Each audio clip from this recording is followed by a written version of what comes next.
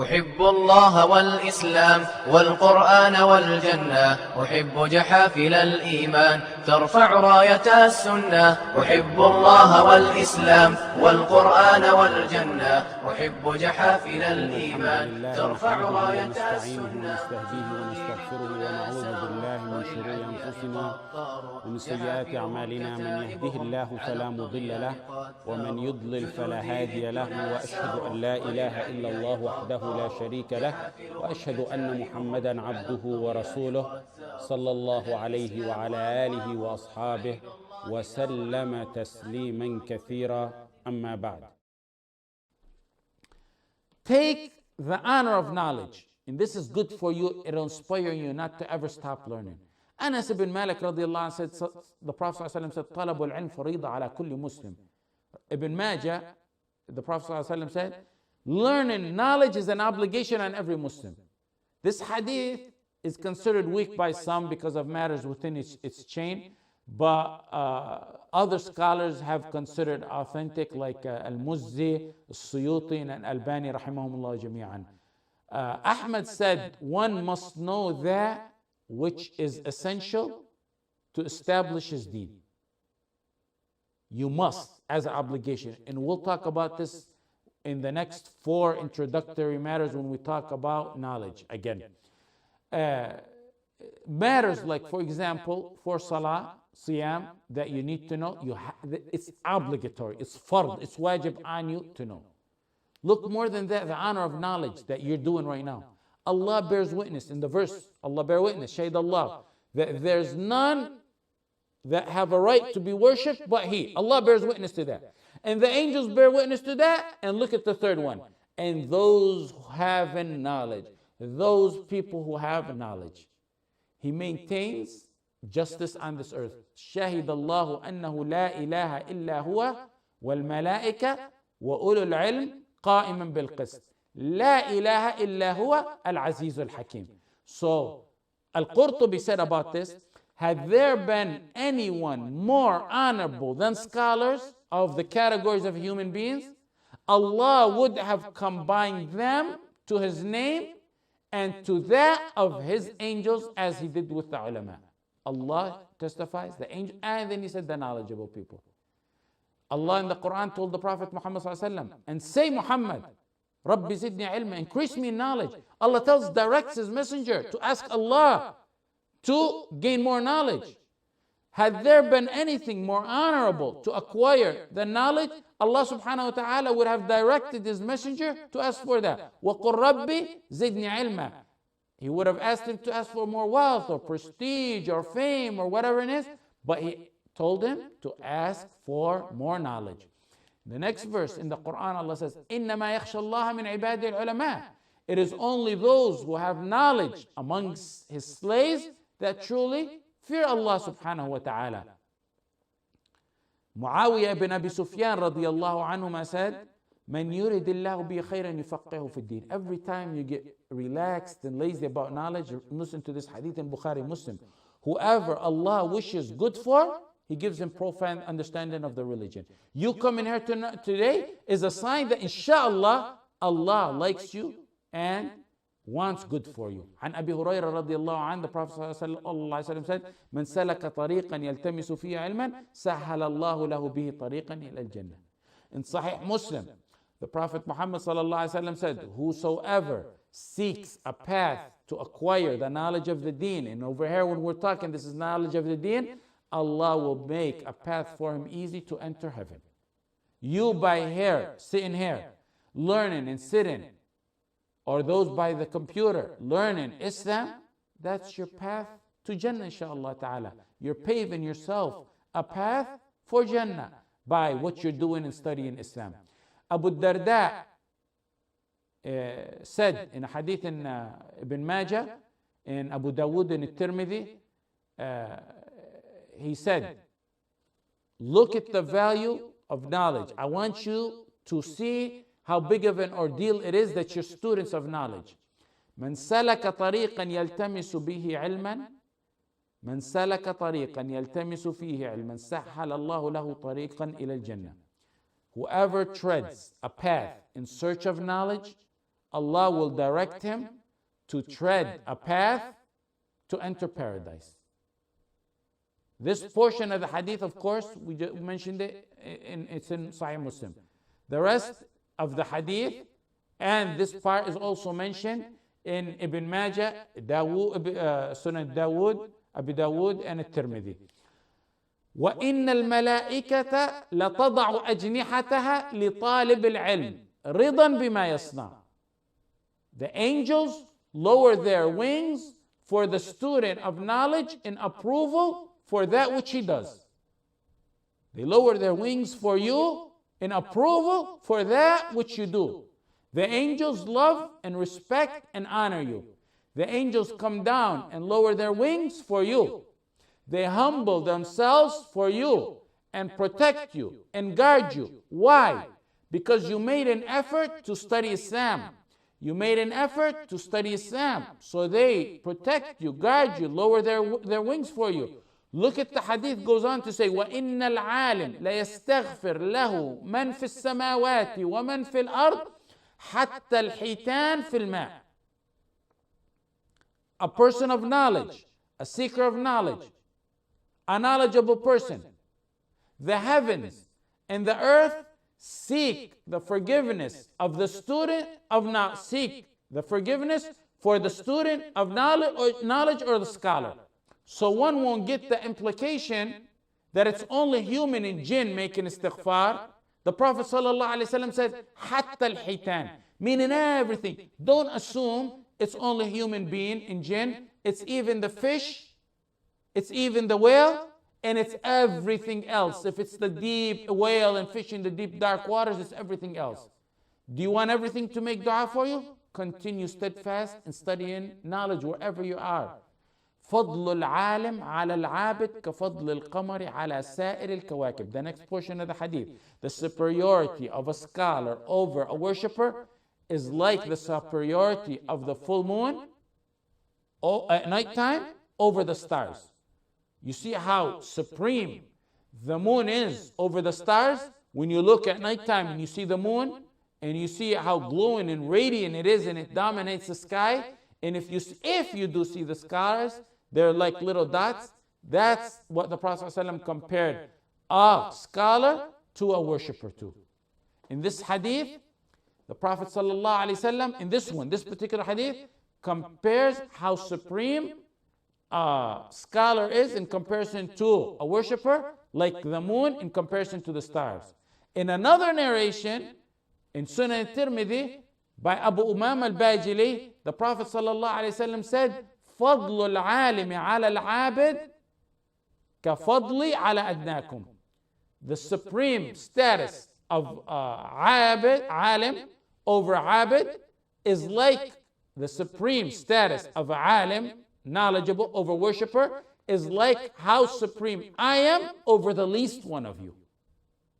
We know the superiority of the Prophet Muhammad ﷺ over scholars or anyone other than that, and less than that or above that. For the Prophet ﷺ to compare himself like that is such an honor, all the honor, and an encouragement, all the encouragement for one to continue steadfast in studying this knowledge. Look what the hadith goes on. وَإِنَّ الْعُلَمَاء وَرَثَةُ الْأَنْبِيَاءِ. Verily, the scholars are the heirs of the prophets. They're the heirs of you want to be the heir of the Prophet, study Islam. Honor after honor. Do you know what an honor it is to be called an inheritor or a heir of the Prophet Muhammad sallallahu alaihi wasallam? وَإِنَّ الْعُلَمَاء وَرَثَةُ الْأَنْبِيَاءِ. The Anbiya, وَإِنَّ الْأَنْبِيَاء لَمْ يُوَرِّثُوا دِينَارًا وَلَا دِرْهَمًا إِنَّمَا وَرَّثُوا الْعِلْمِ فَمَنْ أَخَذَهُ أَخَذَ بِحَظٍ وَافِرٍ.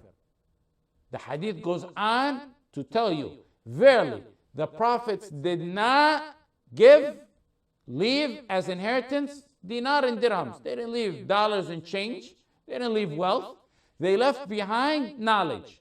So whoever takes it has indeed acquired a great fortune, has indeed a huge fortune.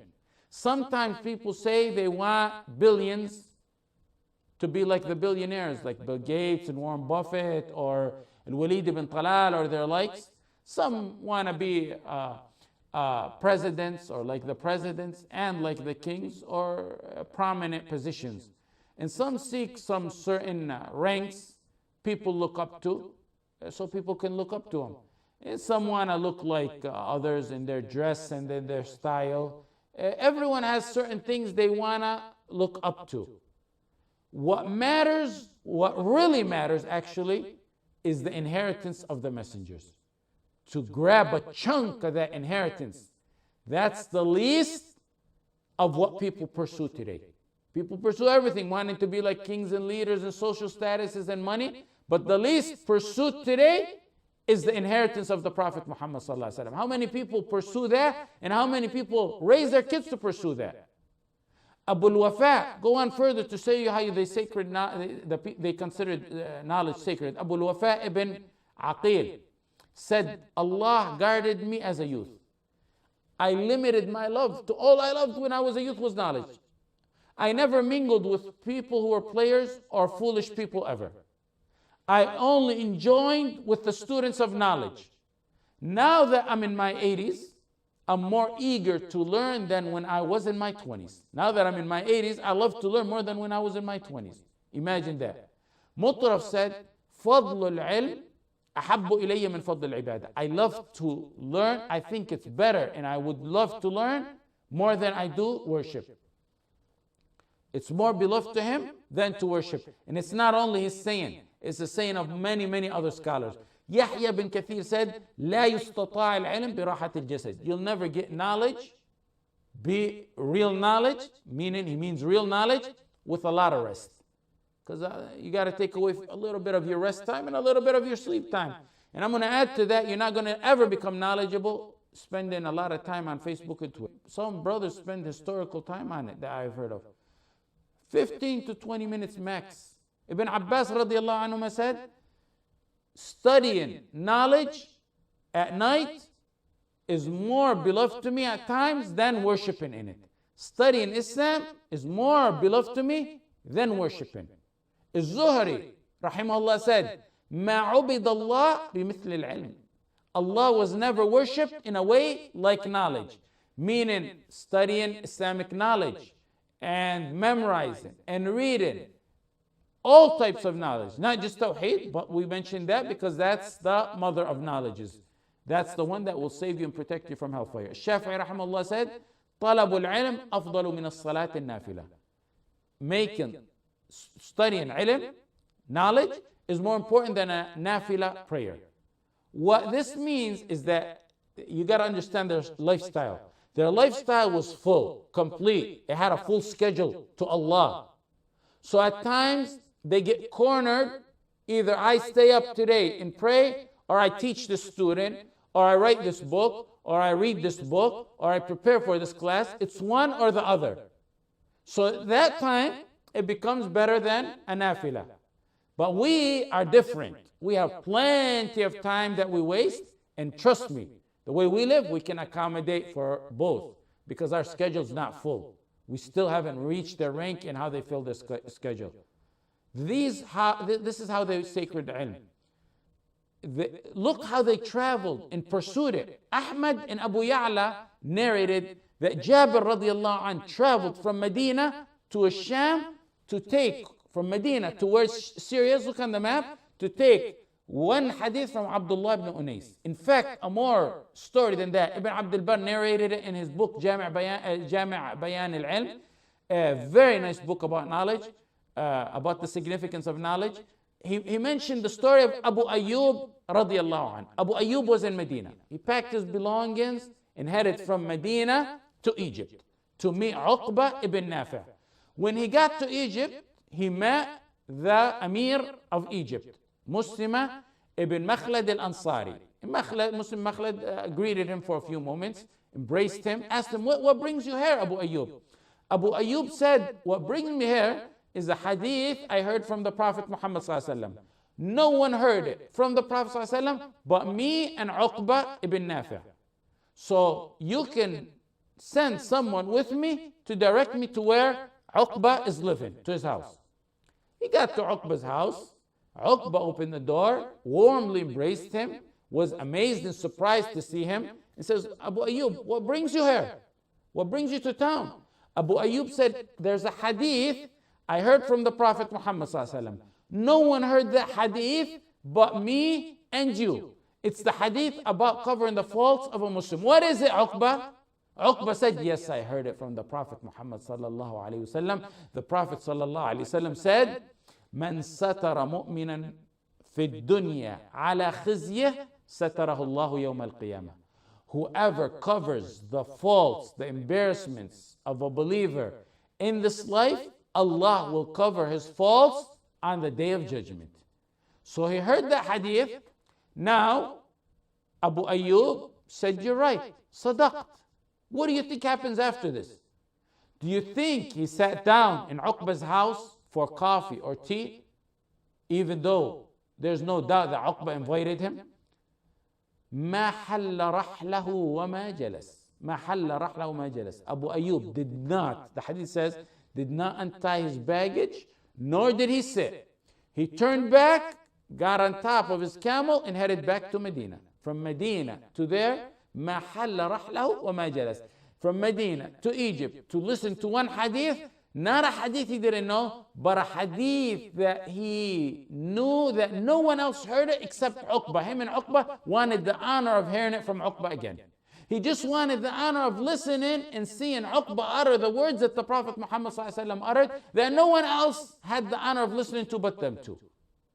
Today we tell people, go heat up your meal, go get your coffee, and go lay on your bed and click YouTube and learn a couple things about Islam in the comfort and heat or in the warm weather of your house.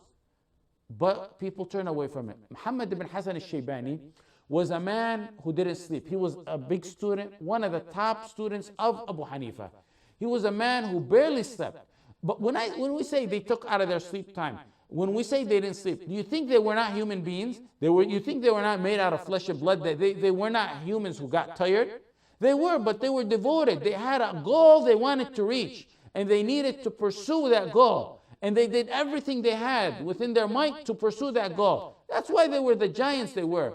Whenever Muhammad ibn Hassan al-Shaybani used to get tired at nighttime, he would have a bucket with ice in it and cold water, and he'd wipe his eyes and face with it. He would say, warmth brings me sleep, and this cold water takes away the sleep. This was among the top students of Abu Hanifa rahimahullah. Now take it more, listen more, look at his student. There was a man called Asad ibn al-Furat. Asad ibn al-Furat was an alim from Spain.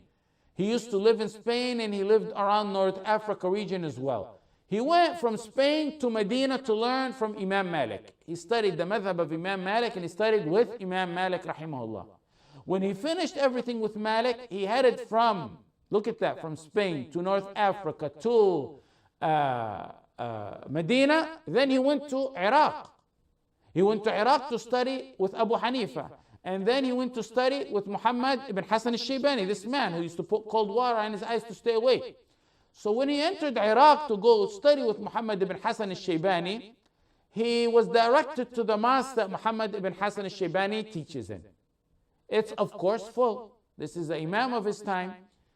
He waited for some of the crowd to leave. Then the close-knit that were around Muhammad ibn Hassan al-Shaybani broke his way through them. And he told Muhammad bin Hassan al-Shaybani, Imam, I'm a stranger, and I have no wealth, so I can't stay here too long. I can't stay here too long. I have to, in Iraq, I have to go back to Spain. So what is the best way to absorb all your knowledge as quickly as possible so my money won't run out on me? Muhammad ibn Hassan al-Shaybani said, in the daytime, you join the regular halaqah. At nighttime, come to my house, I'm going to teach you. Because it was a distance. And I mentioned the similar story that was considered weak by Baqi ibn Makhlad. You can refer to it on my tape on Baqi ibn Makhlad. So at the daytime, he would join the regular halaqah.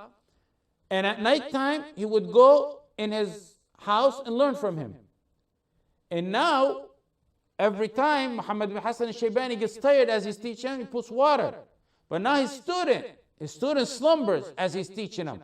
So Muhammad bin Hassan al-Shaybani takes from that cold water and sprinkles in his face, until Fajr breaks while they're sitting there and learning قال Allah, قال الرسول. Do you know, if you sleep 8 hours a day and you live 60 years, if you do sleep 8 hours a day, 60 years, and most sleep more than that even today, you've spent 1/3 of your life sleeping, and that would be considered approximately, I think, about 20 years or so. Today, we don't say don't do that. We don't say go to that extent. There's no need to stay up like they did. If you could, do it. But if everyone is truthful and uses the moments, the time he spends in vain, or possibly, la samahallah, in sin, and gears that to studying, then he's done a lot. Asad ibn al-Furat went back to Spain. Do you think he put leg on leg? He said, you know what? I studied with Imam Malik, studied with Abu Hanifa, I studied with Muhammad bin Shaybani, and he must have studied with many other scholars. You think he went back and put leg on top of another and kicked back and relaxed? He went back and taught Imam Malik's Muwatta throughout the Spain, North African region. And then he went and fought in the conquer of Suqliya, and in that battle, he got killed, Imam rahimahullah. Do you think Asad ibn al-Furat became what he was, wasting his time, or Muhammad bin Hassan al-Shaybani or Abu Hanifa? These were men who sacred their time and more so knew how to sacred knowledge. Sa'id ibn al-Musayyib said, I used to travel nights and days for one hadith. Nights and days for one hadith that you could click today within 2 seconds with your fingers and get it. Al-Razi said, I traveled more than 1,000 farsakh as a student of knowledge, and then I stopped counting at 1,000 farsakh. 1,000 farsakh back in the days is like 5,000 kilometers today. It's like 3,106 miles today. That is the amount he calculated. He stopped because he no longer calculated, and then continued his journey as a student of knowledge. Al-Bukhari used to go to sleep and remember some things for his books or for his hadith compilation, and he would write and jot down the notes. He'd wake up from his sleep or from about his nap and write down. And a second time, get up and write down. And then he'd remember something and get up and write it down. Ibn Kathir, in his famous book, At-Tariq, said Al-Bukhari used to wake up 20 times on an average night to jot down something he remembers as he puts his head to sleep. These were people who knew the value of knowledge. This is i'lam. You see what i'lam means? Knowledge didn't come to them while they were pampered on lofty mattresses like we have today. This was the man, Bukhari, who compiled a book that he selected his hadith book from over 600,000 hadith that he had before his hand. Without repetition, you all know Bukhari has 2,602 hadith. With repetition is 7,593. Ibn Hajar says it's 7,397 hadith. If you put the repeated hadith with the ta'liqat and mutaba'at, he has over 9,082 hadith in his book. Not a single hadith did he put in there except that he prayed 2 rak'at istikhara. Every time he put a hadith in there. Knowledge never comes without effort, and some time off sleep, or some time off rest time, and some time off the social media time. We mention this to show you what the author means when he says i'lam. I'lam. He wants you to know. He wants you to know how to honor knowledge. Something important is coming, I'm going to teach you. We're engaging in something important. That's what he's trying to tell you. Sacrifice for what I'm about to tell you. We mention examples that we could never be like them. I know that. Why we mention them? Because we mention those examples and you'll be like 5% of that, possibly 10% of that. You'll be good. You'll be in good shape. Unlike if we mention our surroundings who waste their time in possibly sins or vain times, then you'll never get nowhere. But if we mention these supreme examples and you're like 5%, or you try to hit 50% like that, then you're good. Look at An-Nawawi rahimahullah, who wrote volumes and volumes. What amazes me about this man is that he died when he was a few years older than I am today right now. He died when he was 44 years old. Do you know he only started writing when he was in his 30s? Spending time learning. People today just want to jump to the khutbah, give khutbahs. He started writing when he was 30s. Sharh Muslim he wrote. He wrote Riyadh al-Salihin. Sharh Muslim, that amazing, magnificent book. Riyadh al-Salihin. Al-Adhkar. His book Al-Majmu'. His book Al-Minhaj fi al-Fiqh. At-Tibyan fi Adab Hamalat al-Quran. A great book on the manners of those who carry the Quran. Al-Idah. Bustan al-Arifin. Minhaj al-Talibin. Rawdat al-Talibin. He wrote Tahdhib al-Asma' wal-Lughat. He wrote Al-Taqrib. It's a summary of Ibn Salah's book on the science of hadith. He wrote 40 Nawawi hadith, compiled those. Who doesn't have that in his book? Who doesn't say Nawawi rahimahullah tens of times a day? Every student of knowledge says that. He wrote Zawaid al-Rawda, and it's a book on Usool al-Fiqh. He started interpretation or elucidation on Sahih Bukhari, but he was never able to finish it. Would have been a great, magnificent book like that of Ibn Hajar on Sharh Sahih Muslim. One time he said, I spent 2 years, Ibn Nawawi said, in my life, I never laid on my side on a mattress or on a ground. So they asked him, how did you sleep in Nawawi? 2 years. Never. His side never got a mattress or a ground. He said, I used to lean, when I get tired, I used to lean over my books and take a little nap. اتكأت على بعض كتبي برها. I lean on my books for a few moments. People's goals are different. If you want to criticize them, you're going to find a childish kid who want to criticize them. But there's people's goals are different. Some people want Firdaus. Some people want A'raf. Some people want just the front gate of heaven. At 44, he did for the Ummah more than, I'm going to say without exaggeration, possibly millions at times than what millions did for the Ummah. Lisan al-Din ibn al-Khatib was a scholar from Spain. He lived around 1340, and he was a well-known leader and a scholar of Spain. They used to call him Dhul Umrayn, the man with a double life. You know why that name, they used to call him Dhul Umrayn, the man with double life? Because at the daytime he'd be occupied with dealing with matters and resolving issues in his country. At nighttime he would sit and write and learn.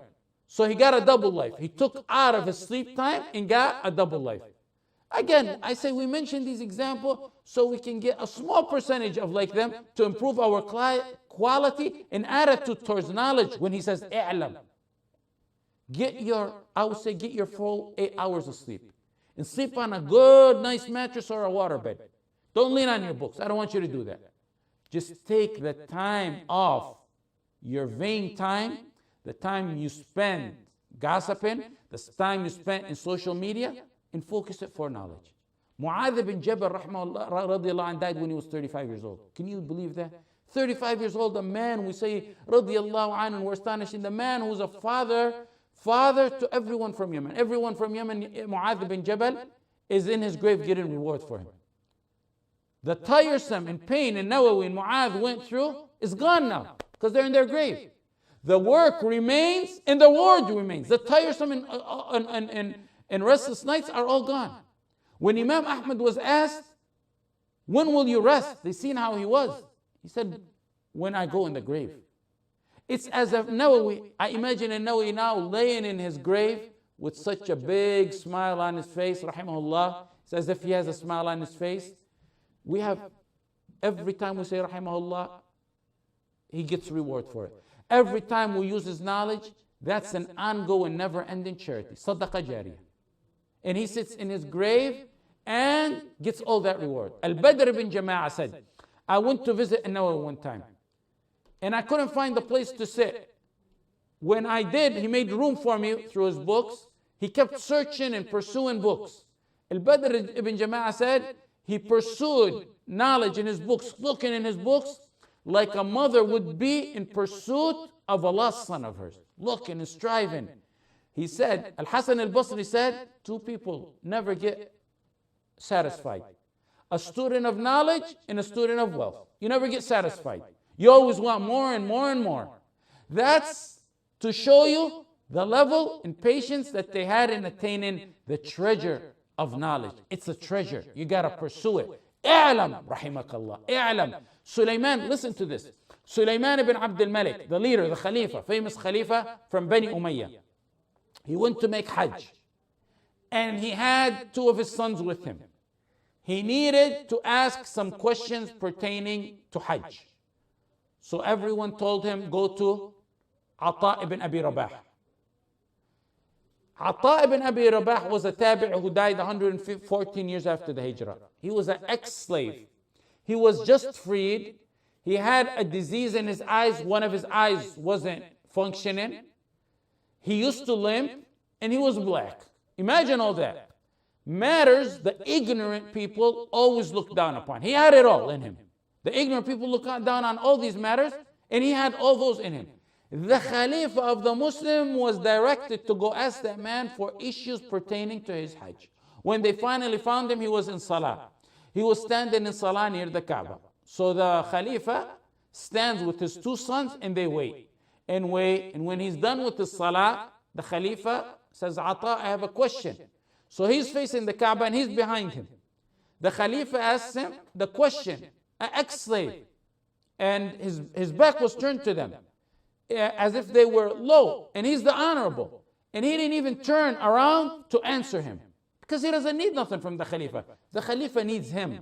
Needs a man who in every way people look down upon, the ignorant people.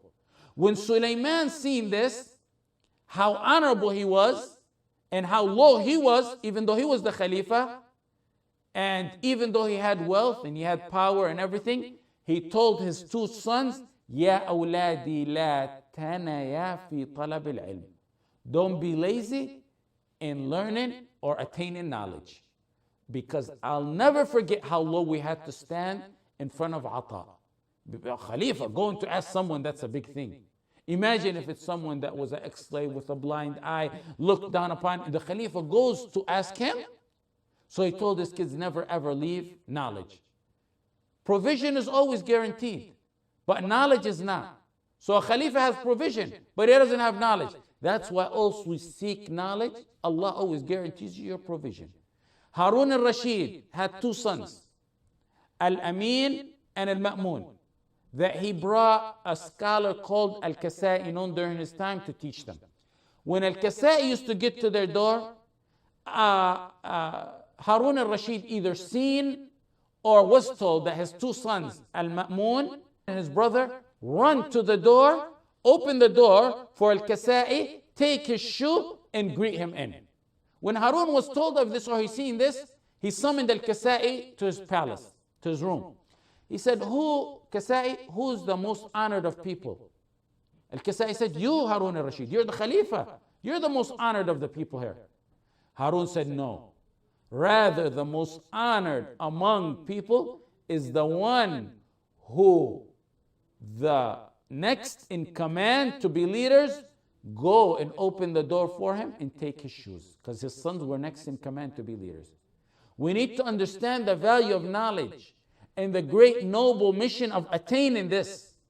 Shafi'i, when he was asked how he studied and how he attained his knowledge, he said, I pursued knowledge like a mother who's seeking her only lost son. Imagine a mother with her only lost son, how she runs and chases him if he's lost. He said, I pursued knowledge like a mom does to find her son. Ibn al-Jawzi said, I stayed years desiring harissa. Harissa is a sweet we know. It's a famous sweet we know still today. He said, I desired harissa for years, but I could never eat it, because the guy who sells it by the masjid at his time would come when I have a class. And I want to go eat it, but I don't want to miss the class.